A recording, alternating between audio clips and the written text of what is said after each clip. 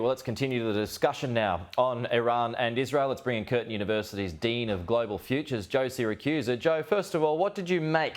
What were your thoughts on Iran's attack in the end? Good morning, Pete. Well, I thought for a moment there that all the red lines are crossed at once. I mean, I think we should just kind of cut through all the nonsense we hear about what's going on and keep in mind that the Islamic Republic of Iran and Israel are at war.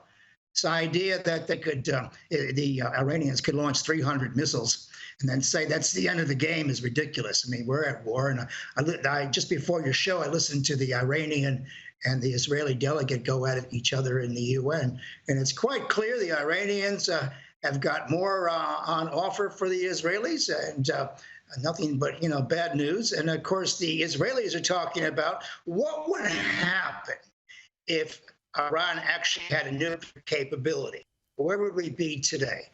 And we know two things in the last couple of months. Number one, Israeli intelligence got Hamas wrong. They underestimated their capability. And number two, the intelligence community in Israel got Iran wrong because they said they would never get directly involved. Well, Iran is directly involved. It's under this enormous pressure. The story is that they're responding to this attack on their embassy or consulate in Syria, which is ridiculous. 45 years ago, almost to the day, the Iranians, they seized the American embassy.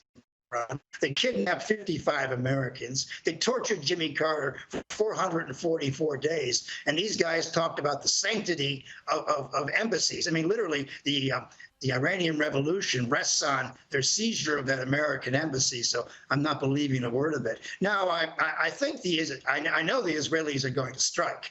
And, it might be a case of a counterstrike that is contained and very narrow, hoping that maybe the Iranians don't take the bait here. But the Iranians are unhinged, Pete. These are not rational thinkers. The mullahs are going crazy. The ordinary Persians, of course, are going too because they're mainly angry with the regime for their economic status being lowered over the years. So I think it's going to heat up there, and we have to treat this now as a war.